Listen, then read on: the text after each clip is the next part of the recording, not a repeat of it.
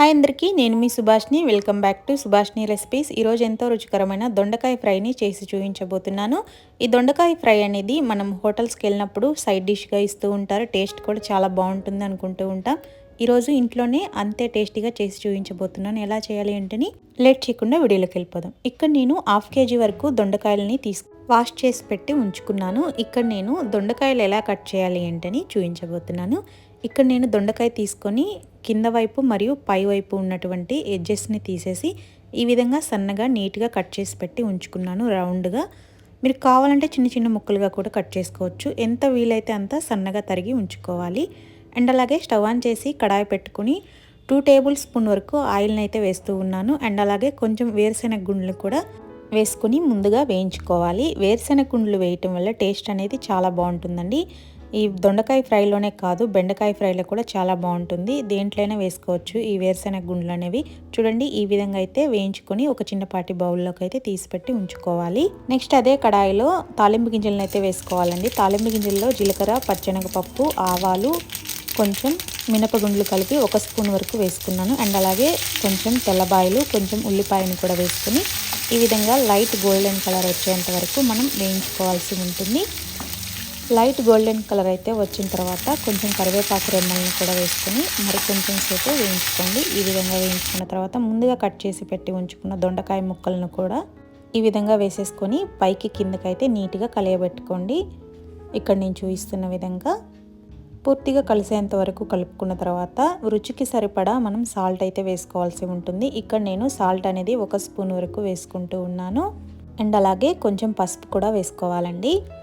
పసుపు వేయటం వల్ల దొండకాయలో ఉన్నటువంటి పచ్చి వాసన అనేది పోయి చాలా బాగుంటుంది. టేస్ట్ కూడా ఈ విధంగా పూర్తిగా నీట్గా సాల్ట్ మరియు పసుపు కలిసేంత వరకు నీట్గా కలియబెట్టుకొని మూత పెట్టుకొని మరో 3 మినిట్స్ పాటు అయితే వేయించుకోవాల్సి ఉంటుంది. 3 మినిట్స్ అయ్యాక చూడండి, లైట్గా స్టీమ్ అనేది పట్టి వేగుతూ ఉంది దొండకాయ అనేది. మంట అనేది మీడియం ఫ్లేమ్లోనే పెట్టుకొని దొండకాయలు అనేవి వేయించుకోవాల్సి ఉంటుంది. ఈ విధంగా మూత పెట్టుకొని మరో 3 మినిట్స్ పాటు అయితే వేయించుకోండి. ఈలోపు మనం దొండకాయ ఫ్రైలోకి కొంచెం కారం చేసి చూపించబోతున్నాను. ఇక్కడ నేను కొబ్బరి కారం చేసుకుంటూ ఉన్నాను. 1 చిప్ప వరకు కొబ్బరి ముక్కలను అయితే తీసుకొని ఈ విధంగా చిన్న చిన్న పీసెస్గా చేసుకొని ఉంచుకోవాలి. అండ్ అలాగే 7 ఎండుమిరపకాయల వరకు తీసుకొని ఈ విధంగా మిక్సీ జార్లో వేసుకుంటూ ఉన్నాను. అండ్ అలాగే 1 స్పూన్ వరకు కల్లుప్పును కూడా వేసుకొని ఈ విధంగా నీట్గా మిక్సీ పట్టుకోవాలి మెత్తగా.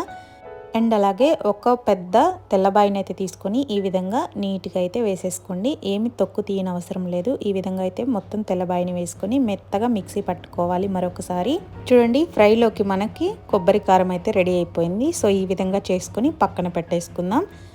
ఈ కారం అనేది ఏ ఫ్రైలో వేయినా వేసుకోవచ్చండి, చాలా టేస్టీగా ఉంటుంది.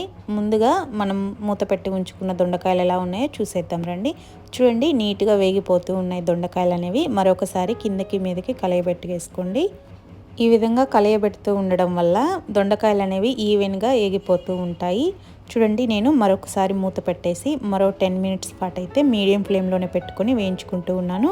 10 మినిట్స్ అయ్యాక చూడండి, ఈవెన్గా దొండకాయ అనేది నీట్గా వేగిపోతూ ఉంది. ఈ దొండకాయ ఫ్రై అనేది మనం ఈవెన్గా వేయించుకోవడంలోనే ఉంటుందండి. టేస్ట్ అనేది చూస్తూ నీట్గా కలయబెట్టుకుంటూ ఉండాలి. అప్పుడే ఈవెన్గా వేగుతూ ఉంటుంది దొండకాయ ఫ్రై అనేది. ఈ విధంగా పూర్తిగా వేగిన తర్వాత ముందుగా చేసి ఉంచుకున్న కొబ్బరి కారాన్ని దీంట్లో 2 స్పూన్ల వరకు వేసుకుంటూ ఉన్నాను.